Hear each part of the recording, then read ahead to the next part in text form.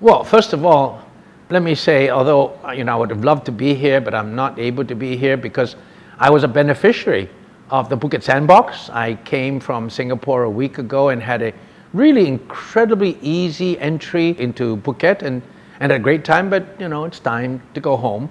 But I think the Sandbox is not just something that's important for Phuket or for Thailand. Everywhere I go and everyone I've talked to have talked about how the Phuket Sandbox is a really historic example of what the rest of Asia needs to do. And I keep on emphasizing, if you look at the geographies, there is no place east of the Maldives and west of Hawaii that has got an experiment like this.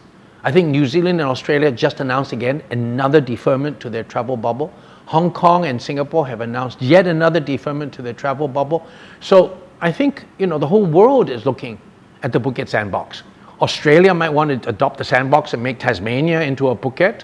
Bali is going to be the one for Indonesia, Phuket for Vietnam, and so on and so forth. So, the interests of the world in the Phuket Sandbox is not just for Phuket's domestic tourism economy, nor for Thailand, but it is a really viable way for the whole of Asia to open up again. And I think that's critically important because then people in Phuket have to realize that they have a really important role to play. 30 days in, I think we're all really happy. Initial detractors have said, the numbers are very low, but all of us in the industry in Phuket and the government are very happy the numbers are low. Because after 18 months of a near coma, to try to get the human body back into learning muscle memory, to get everything ready, it takes time.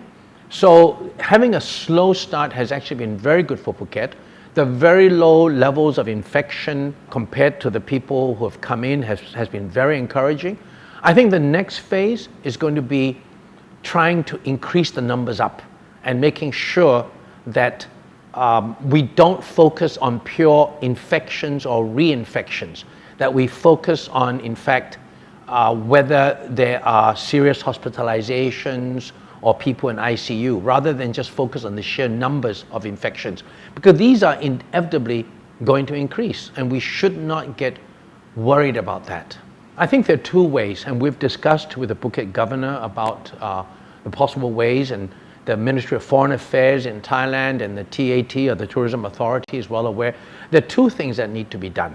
The first is on the Thailand side, as other countries are doing, from Singapore to the UK, people are beginning to recognize that infections and reinfections are not what really counts.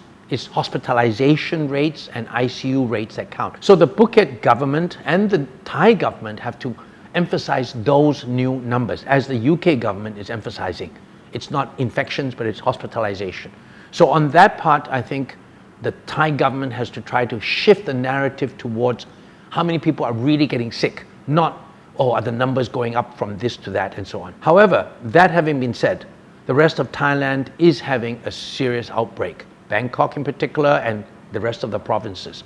I think what's really important is that EU countries, the national governments, spurred on by travel agents, the media and other people, I think all of them have to recognize that it's necessary to disengage the perception of Phuket from the rest of Thailand, because it should be a situation where Thailand could still be a red alert zone, but Phuket could be a green zone.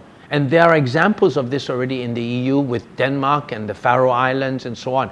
I think that's what the EU could do. Begin to recognize the nuances around the world, that there are other sandboxes coming up, and as long as that particular sandbox is well organized, as it is in Phuket, that sandbox should be separated from the alert status they give to the rest of the country.